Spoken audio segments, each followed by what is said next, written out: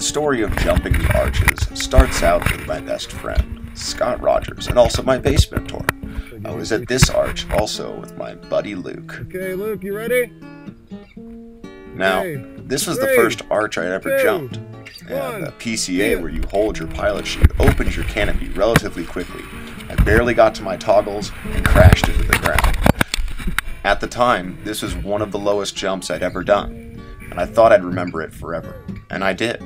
But since Luke's passing, his laugh at the end of this video is more meaningful than this jump ever will be.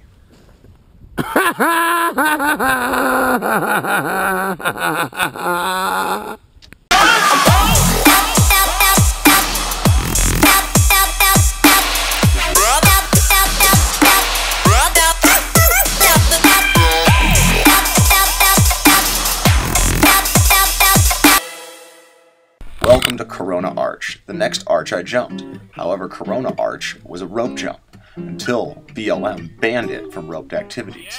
That's when I came back to base jump it.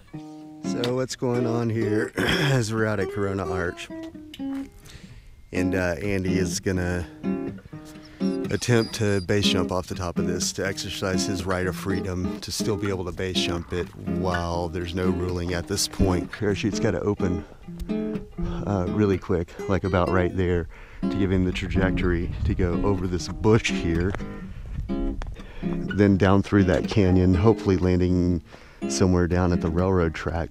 Needless to say, this was the lowest jump I'd ever attempted at this time. There were rocks on every out, and I think Brent said it best when he said, "This is terrifying." This is the only base jump ever made off of Corona Arch. And to me, yes, this was a beautiful base jump. Yes, this was visualization brought out into reality. But to me, this was more than just a base jump. This was a peaceful protest to what I saw as ridiculous land management practices. I believe that our lands are being taken and that laws are being made to stop adventure and stop risk. Well, you can't stop adventure, and you can't stop risk. The Corona Arch base jump was in January 2013. And in 2013, risk started to show its true teeth. Lucky Luke, shown here, almost hitting this building, back risers, landing perfectly on the ground, boom, not even unstowing his toggles, ended up perishing in 2013. I also ended up losing my base jumping mentor, Mario Richards, with 22 years of experience in base jumping.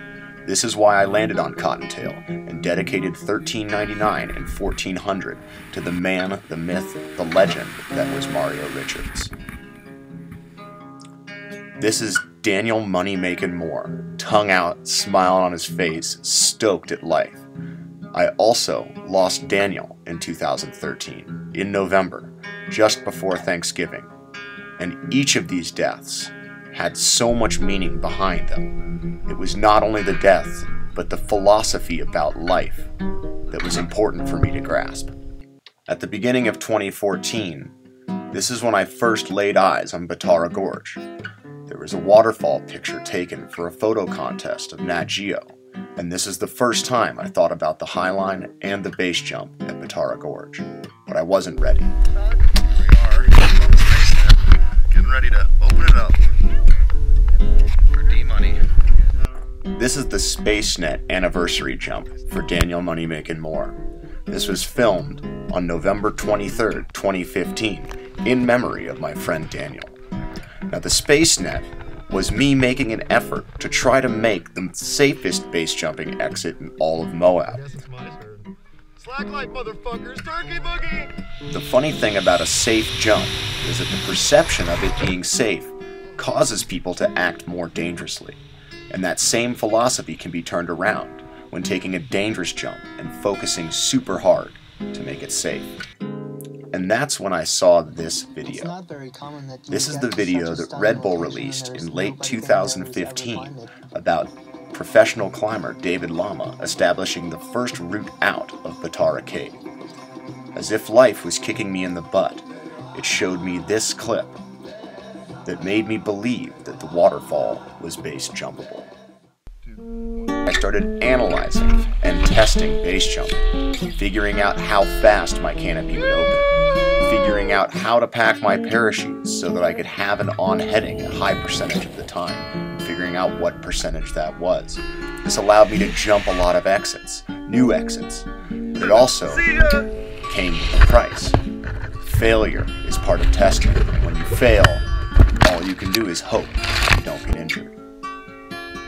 Sometimes the risk is great, but the reward is greater. And in the back of my mind, jumping all these exits, testing all of these theories, was building me up to jump Batara Cave.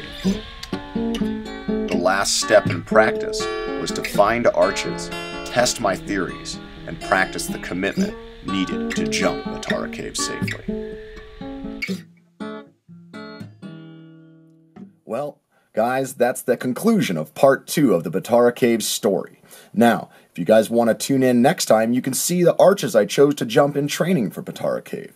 And you can hear the story about how I got to Lebanon and how I got the honor and glory of jumping the caves there.